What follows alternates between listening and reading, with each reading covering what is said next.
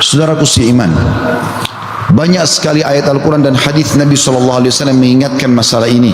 Dan juga kita akan dengarkan nanti perkataan para salafus salih tentang keajaiban istighfar dan dahsyatnya. Begitu juga insya Allah kita akan sebutkan apa yang didapatkan pada saat seseorang melazimkan istighfar itu. Mungkin sebagian orang terlintas di benaknya, istighfar kami semua sudah tahu. Tapi pertanyaannya, apakah anda sudah rutinkan? Nanti akan lebih jelas insya Allah dengan statement para ulama salaf tentang masalah ini. Beranjak bahasan kita, saudaraku seiman, perintah Allah subhanahu wa ta'ala kepada nabinya Muhammad sallallahu alaihi wa ala alihi wa sahbihi wasallam yang sudah diampuni dosanya yang lalu dan akan datang. Allah berfirman, A'udzu billahi minasyaitonir rajim, dalam surah An-Nasr ayat 3, fasabbih bihamdi rabbika wastaghfir innahu kana ghaffara. Maka bertasbihlah engkau hai Muhammad dengan memuji Tuhanmu dan mohon ampunlah kepadanya. Padahal Nabi Muhammad SAW sudah diampuni dosa-dosanya yang lalu dan akan datang. Sesungguhnya Dia Allah adalah zat yang maha penerima taubat. Juga dalam ayat yang lain, dalam surah Muhammad ayat 19, Allah memerintahkan Nabinya Muhammad SAW istighfar. A'udzu billahi minasyaitonir rajim wastaghfir li dzambik walil mu'minina wal mu'minat wallahu ya'lamu mutaqallabakum wa mathwaakum. Dan mohonlah ampun bagi dosamu hai Muhammad dan bagi dosa orang-orang beriman laki-laki dan orang beriman perempuan, dan Allah Maha mengetahui tempat kamu berusaha dan tempat tinggalmu. Juga baginda Nabi sallallahu alaihi wa ala alihi wa sahbihi wasallam bersabda, wallahi inni la astaghfirannallah wa atubu ilahi fil yawmi akthara min 70 marrah. Demi Allah, padahal beliau tidak butuh untuk sumpah, tapi untuk memastikan tentang pentingnya pengucapan istighfar di lisan setiap orang di antara kita. Beliau mengatakan, demi Allah, aku selalu beristighfar kepada Allah.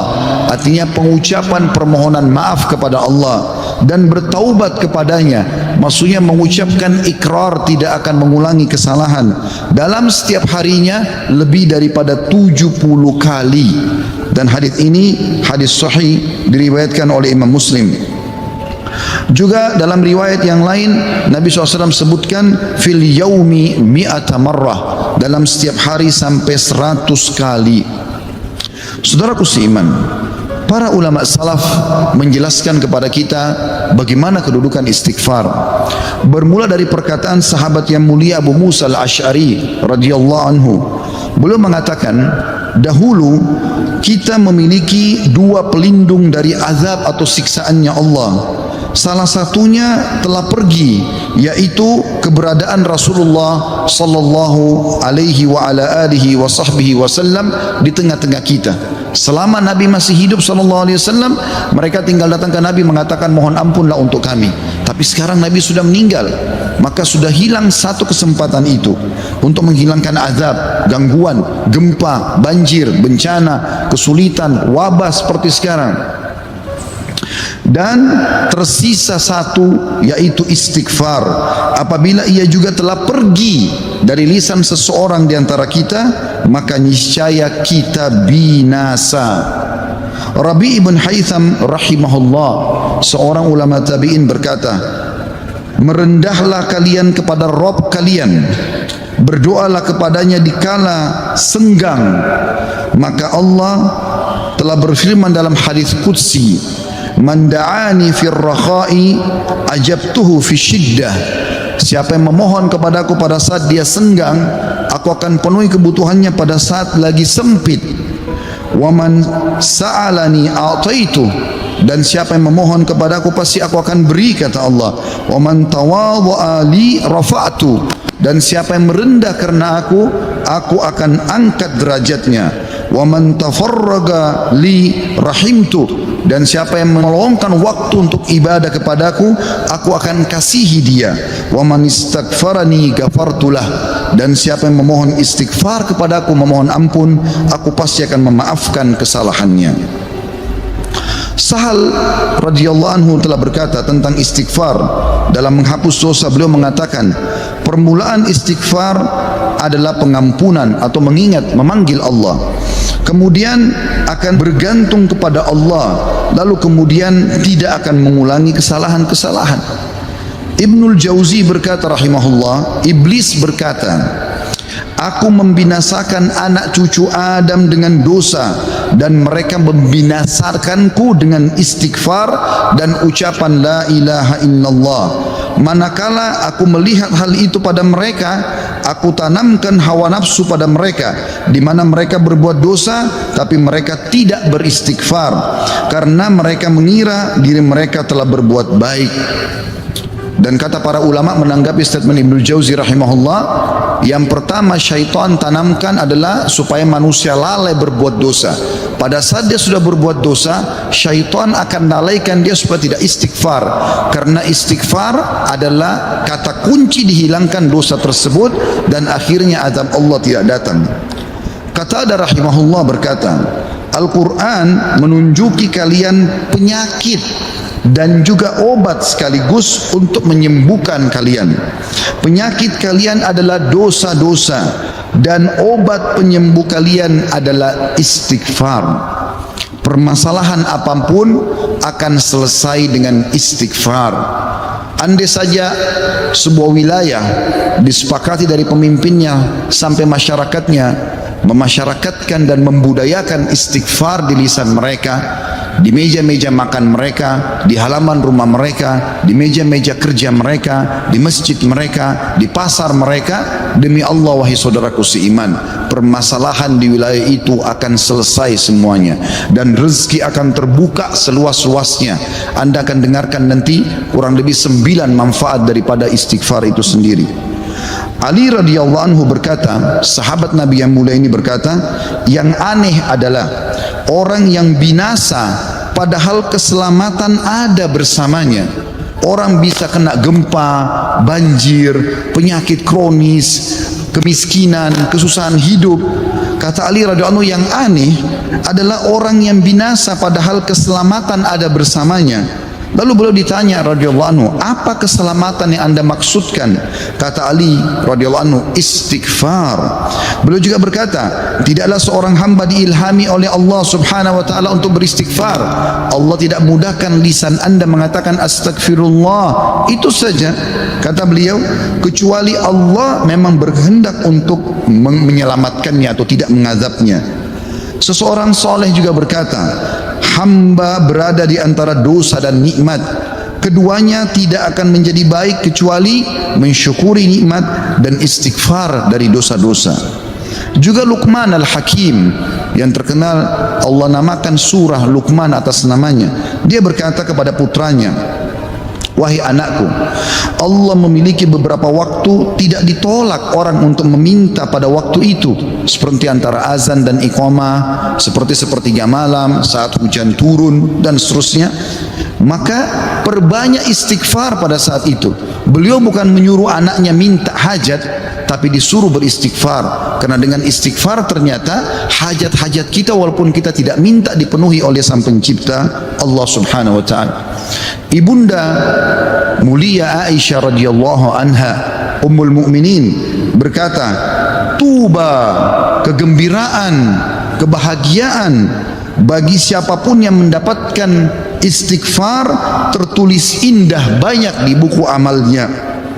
Abu Al-Minhal juga berkata rahimahullah, tidaklah seorang hamba didampingi di dalam kuburnya oleh pendamping yang lebih dicintai daripada istighfar yang dia ucapkan semasa hidupnya. Al-Hasan Basri berkata rahimahullah, perbanyak istighfar di rumah-rumah kalian, di meja-meja makan kalian, di jalan-jalan kalian, di pasar-pasar kalian, di majlis-majlis kalian, karena kalian tidak tahu kapan ampunan akan turun.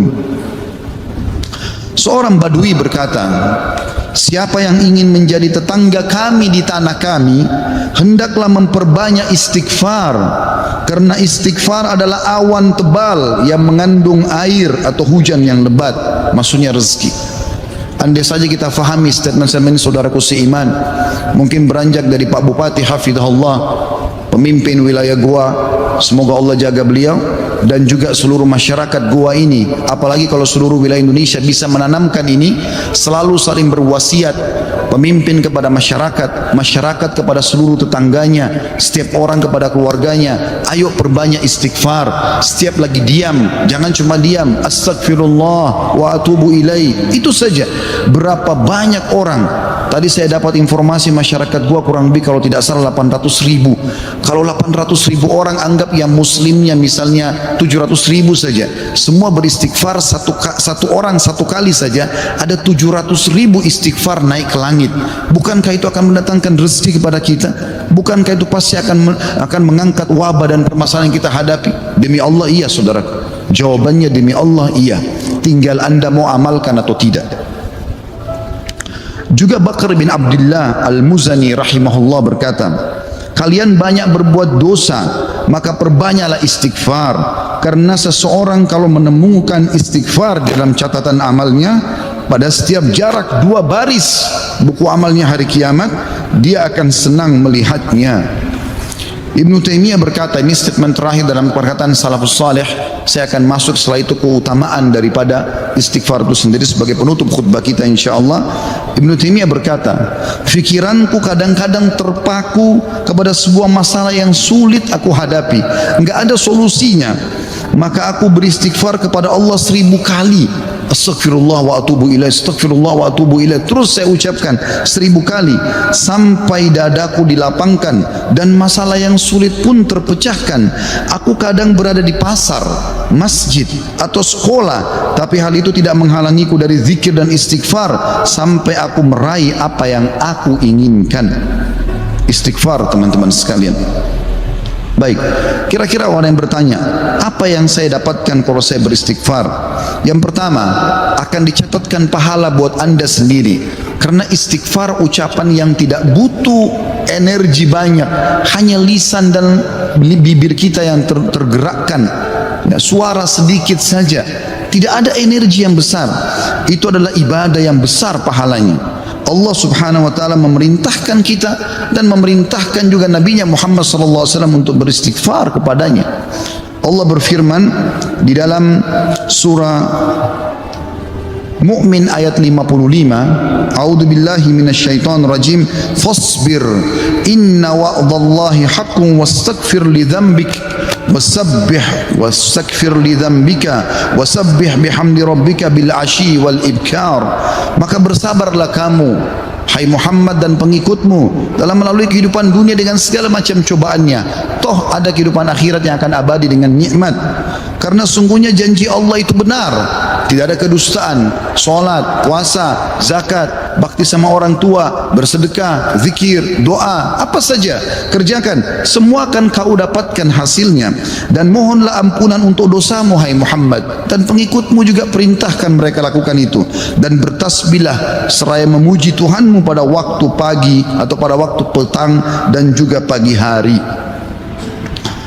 Kemudian juga Allah mengatakan dalam surah Al-Muzammil ayat 20, a'udzubillahi minasyaitonir rajim, wastaghfirullah innallaha ghafurur rahim, dan mohonlah selalu ampunan kepada Allah, istighfar, sesungguhnya Allah Maha Pengampun lagi Maha Penyayang. Dan yang terakhir ayat Al-Quran adalah Al-Imran 133, a'udzubillahi minasyaitonir rajim, wasari'u ila magfiratin min rabbikum wa jannatin arduhas samawati wal ardu iddat lil muttaqin, dan bersegeralah kamu kepada ampunan dari Tuhanmu dan kepada surga yang luasnya seluas langit dan bumi yang disediakan untuk orang-orang beriman. Yang kedua saudaraku seiman, istighfar sebab utama datangnya rezeki.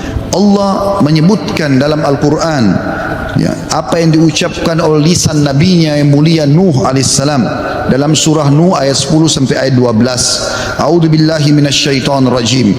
Faqultu astaghfiru rabbakum innahu kana ghaffara yursilis samaa 'alaikum midrara wa yumditkum bi amwalin wa banina wa yaj'al lakum jannatin wa yaj'al lakum anhara. Maka aku berkata kepada kaumku, ya Allah, kata Nabi Nuh, mohonlah ampun kepada Tuhan kalian, sesungguhnya Dia Allah adalah Maha Pengampun. Niscaya dengan mohon ampun istighfar kalian itu, Dia Allah akan mengirimkan hujan kepadamu yang lebat dan memperbanyak harta juga anak-anakmu dan mengadakan untukmu kebun-kebun dan mengadakan di dalamnya sungai-sungai.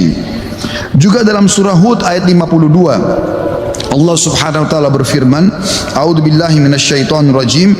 Ya qaumi, Nabi Hud berkata alaihissalam, ya qaumi istaghfiru rabbakum thumma tubu ilaihi yursilis samaa alaikum midrara wa yazidkum quwwatan ila quwwatikum wa la tatawallaw mujrimin. Hai kaumku, kata Nabi Hud alaihissalam, banyaklah mohon ampunlah kepada Tuhan kalian dan bertobatlah kepadanya. Niscaya pasti dengan istighfar dan tobat kalian Dia menurunkan hujan yang sangat deras atasmu.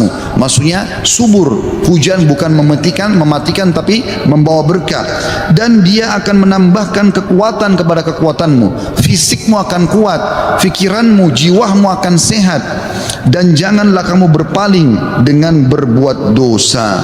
Al-Qurtubi rahimahullah berkata tentang tafsir surah Hud ayat 52, di dalam ayat-ayat ini terdapat dalil bahwa istighfar digunakan untuk meminta rezeki dan hujan.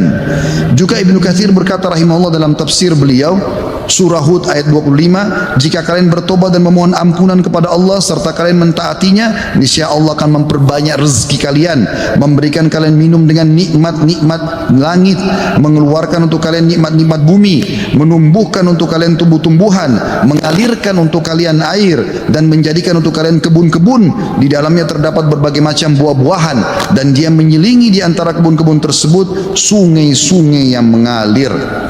Yang ketiga, saudaraku seiman, istighfar sebab masuk ke dalam surga. Sebagaimana kita sudah tahu bersama-sama, salah satu zikir pagi dan petang yang sangat dianjurkan adalah membaca Sayyidul Istighfar, tuannya istighfar, yaitu lafadznya sebagaimana dinukil dari Nabi SAW.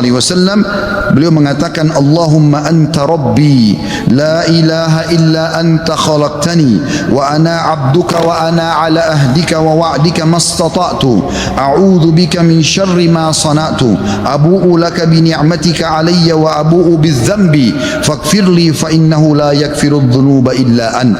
Yang artinya, ya Allah, sungguhnya Engkau adalah Rabbku, penciptaku. Tidak ada Tuhan yang berhak disembah kecuali Engkau. Engkaulah yang telah menciptakanku dan aku adalah hambamu.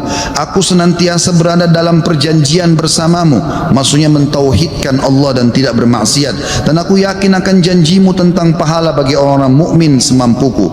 Aku berlindung kepadamu dari kejelekan yang aku perbuat. Aku mengakui nikmatmu kepadaku serta aku mengakui dosaku. Oleh karena itu ampunilah aku, karena sungguhnya tidak ada yang mengampuni dosa kecuali Engkau. Kata Nabi SAW, siapa yang mengucapkan ini, man qalaha minan nahari mukinan, dia yakin, besok dia ucapkan di siang hari atau pagi hari dengan yakin dalam hatinya, famata min yaumihi, kemudian dia meninggal pada hari itu, qabla an yumsiya, sebelum tiba di sore hari, fahuwa min ahlil jannah, dia pasti masuk ke dalam surga. Wa man qalaha minal laili wa huwa mukinun biha, dan siapa ucapkan walaupun sekali saja di malam hari, famata, maka kemudian dia mati, qabla an yusbih, sebelum dia tiba pagi hari, fahuwa min ahlil jannah. Yang keempat, istighfar adalah sebab dihapuskannya dosa. Mohon maaf kalau sedikit panjang, saya minta waktu sekian beberapa menit lagi. Qatada berkata radhiyallahu rahimahullah, sesungguhnya Al-Quran menunjuki kalian tentang penyakit dan penyembuhannya, yaitu dosa adalah penyakit dan penyembuhannya adalah istighfar. Allah berfirman, a'udzubillahi minasyaitonir rajim, dalam surah Al-Imran 135, walladzina idza fa'alu fahishatan aw zalamu anfusahum dzakarullaha fastaghfiru lidzunubihim wa man yaghfiru dzunuba illallah wa lam yusirru ala ma fa'alu hum ya'lamun. Dan juga orang-orang yang apabila mengerjakan perbuatan keji dan menganiaya diri mereka, kalau mereka buat dosa, maka mereka ingat kepada Allah lalu mereka memohon ampun terhadap dosa-dosa mereka, dan siapa lagi yang dapat mengampuni dosa selain Allah, dan mereka terus mereka tidak meneruskan perbuatan dosa itu sedang mereka mengetahuinya. Kemudian teman-teman sekalian, selanjutnya adalah yang kelima, istighfar mencegah hukuman dari Allah Subhanahu wa taala. Saya ambil satu saja. Al Hasan Basri rahimahullah berkata, wahai anak Adam, meninggalkan dosa lebih ringan bagimu daripada mencari taubat, dan ketahuilah bahwasanya pada saat kau meninggalkan perbuatan dosa atau kau beristighfar pada saat berbuat dosa, maka azab Allah tidak akan datang. Karena Allah berfirman dalam surah Al-Anfal ayat 33, a'udzubillahi minasyaitonir rajim, wa ma kana Allahu liyu'adzibahum wa anta fihim alaihim wa ma kana Allah mu'adzibahum yastaghfirun. Dan Allah sekali-kali tidak akan mengadab mereka sedangkan kamu berada di tengah-tengah mereka, hai Muhammad, dan tidak pula Allah akan mengadab mereka sedang mereka selalu memohon ampun. Yang keenam, istighfar sebab diangkatnya derajat. Dalam sebuah hadis, ajarkan bab ini kepada anak anda. Dalam hadis riwayat Ahmad dengan sanad hasan, kata baginda Nabi SAW, Inna Allah azza wa jalla yarfa'ud darajati lil abdi salihi fil jannah fayaqulu ya rabbi anna li hadhihi fayaqulu biistighfari waladika lak. Sesungguhnya Allah yang maha suci dan maha tinggi mengangkat derajat seseorang hamba saleh di surga sehingga dia bertanya, yang sudah mati diangkat derajatnya tinggi di surga. Hamba ini bingung, dia tidak pernah merasa berbuat amal yang bisa membawa dia ke derajat itu. Lalu dia bertanya, wahai Rabbku, dari mana nikmat ini hamba dapatkan? Maka kata Allah SWT, dari istighfar anakmu untukmu. Yang ketujuh, istighfar adalah sebab disucikan hati. Sebagaimana Nabi SAW bersabda, Innal mu'mina idha adnama dhamban kanat nuqtatan sawda'u fi qalbihi. Kalau seorang mukmin berbuat dosa akan menjadi titik hitam dalam hatinya. Fa in taba wa naza wastaghfara su'ika qalbuhu minha. Kalau dia bertaubat kemudian dia beristighfar kepada Allah, meninggalkan dosanya, maka akan diangkat noda hitam itu dalam hatinya. Fa in zadat hatta taklufa qalbu fa dzalika ar-rana alladhi dzakarahu Allah fi kitabihi kalla barrana ala qulubihim ma kanu yaksibun. Dan kalau seandainya dia bertaubat dan meninggalkannya serta beristighfar, hatinya kembali bersih darinya, dan kalau dia tambah melakukan dosa maka bertambah pula titik hitam itu sampai menutupi seluruh hatinya. Dan itulah makna kalimat ar-ran dalam firman Allah Subhanahu wa taala, sekali-kali apa yang selalu mereka usahakan itu menutupi hati mereka. Surah Al-Mutaffifin ayat 14. Dua poin yang terakhir teman-teman sekalian, yang ke-8 adalah istighfar sebab memperoleh anak dan keturunan. Dinukil dalam sebuah riwayat disebutkan oleh Abu Hanifah rahimahullah dalam musnadnya, bahwasanya seseorang datang mengeluh dari Jabir bin Abdullah radhiyallahu anhu. Seseorang mengeluh kepada Nabi SAW lalu berkata, ya Rasulullah, ya sesungguhnya orang semua punya anak tapi aku sendiri yang tidak punya anak. Maka kata Nabi SAW, mana kau dari dua senjatamu, memperbanyak sedekah dan istighfar, maka dengannya kau akan diberikan rezeki. Kata Jabir bin Abdullah, orang itu pun mengamalkan, lalu saya menyaksikan orang itu dikaruniai 9 orang anak, semuanya laki-laki. Kesembilan dan terakhir adalah istighfar sebab menikmati kesehatan dan kekuatan. Sebagaimana dijelaskan dari dalam surah Hud ayat 52 dan sudah saya bacakan tadi ayatnya, saya tidak ulangi, tapi potongan ayatnya adalah yazidkum quwwatan ila quwwatikum. Istighfar menyebabkan bertambahnya kekuatan di atas kekuatan. Izinkan saya teman-teman sekalian menyampaikan sebuah kisah yang berhubungan dengan masalah ini, atau dua buah kisah ringkas. Ada seseorang di Irak dulu pernah berdagang, kemudian dia menemukan semua pedagang di pasar laku barangnya kecuali dia, dan dia orang miskin. Dia mengatakan, saya pun dulu di dekat barang saya sampai menjelang sore belum laku-laku. Maka tiba-tiba saya mengingat firman atau sabda Nabi SAW, man aksara istighfar, siapa yang memperbanyak istighfar, ja'alallahu lahu min kulli hammin faraja, Allah akan berikan kelapangan dari setiap kesedihannya, wa min kulli dikin makhraja, dan jalan keluar dari setiap masalahnya, dan juga razakahu min haitsu la yahtasib, maka Allah akan berikan rezeki dari tempat tidak disangka-sangka. Maka dia bilang, saya pun beristighfar kepada Allah, dan terjadi satu keajaiban yang luar biasa. Ternyata datang kepadaku hampir seluruh pedagang pasar datang, dan mereka memperebutkan barang daganganku. Terakhir kisah seseorang yang bernama Abu Yusuf, saudaraku seiman, di musim haji, seorang syekh, dalam kisah ini tidak disebutkan namanya siapa, sedang menyampaikan masalah istighfar. Datang seseorang setelah pengajian bernama Abu Yusuf lalu berkata, Syekh, saya ingin bercerita tentang manfaat istighfar yang anda sampaikan tadi. Kata syekhnya, silakan. Dia bilang, saya menikah bertahun-tahun tidak punya anak sama sekali, dan saya sama istri saya sedih. Lalu satu waktu saya pernah mendengarkan sebuah siaran tentang makna ya firman Allah SWT surah Nuh ayat 10 sampai ayat 12. Tadi sudah saya bacakan ayatnya, bahwasanya orang kalau istighfar akan diturunkan hujan dari langit, diberikan keturunan dan juga harta. Lalu saya mengatakan kepada istri saya, wahai Ummu Yusuf, ayo kita istighfar, sudah bertahun-tahun kita berusaha berobat sana sini tidak punya anak. Maka dia sama istrinya yang mengatakan, kami pun beristighfar, tidak mengenal waktu, tidak mengenal tempat, tempat kecuali di WC. Kita tidak baca di WC. Di tempat tidur, di ruang makan, di halaman selalu baca. Dan subhanallah kata dia Syekh, bulan itu Ummu Yusuf hamil dan lahirlah Yusuf. Begitu selesai hamil lagi masa nifas, saya bilang Ummu Yusuf, kita sudah bertahun-tahun tidak punya anak. Ayo kita istighfar kepada Allah untuk anak yang kedua. Kata dia, Anda tahu Syekh, selesai nifas Ummu Yusuf hamil dan kami dapat lagi anak kedua. Dua-duanya laki-laki. Setelah anak kedua lahir di masa nifas, saya bilang lagi, wahai Ummu Yusuf, kita beristighfar kepada Allah untuk anak yang ketiga. Maka saya sama Ummu Yusuf beristighfar yang ketiga, dan ternyata selesai masa nifas hamil dan juga melahirkan di tahun ketiga anak laki-laki yang ketiga. Kata Syekhnya, semoga Allah berkahi. Itu betul-betul firman Allah. Allah mengatakan Allah tidak akan pungkiri janjinya. Dia mengatakan belum selesai kisah saya Syekh. Setelah itu Ummu Yusuf berkata, wahai Abu Yusuf, kita berhenti dulu istighfar untuk mohon anak, istighfar untuk yang lainnya, tapi permohonan anak berhenti dulu sampai anak-anak besar. Kami sepakat 2-3 tahun, kemudian saya mengatakan, Ummu Yusuf, sekarang saatnya kita minta agar Allah berikan kita anak perempuan yang cantik dan salihah. Maka kami pun beristighfar dan ternyata Ummu Yusuf hamil, dan sekarang saya di musim haji, wahai Syekh, sedang datang bersama Ummu Yusuf yang baru saja melahirkan bersama dengan bayinya, bayi perempuan. Aqulu qauli hadza, saya sudah mengucapkan perkataan saya ini, wa astaghfirullah li wa lakum, dan saya beristighfar kepada Allah, mengajak jamaah istighfar kepada Allah, fastaghfiruhu innahu huwal ghafurur rahim. Beristighfarlah sungguh Dia Maha Pengampun dan juga Maha Pengasih.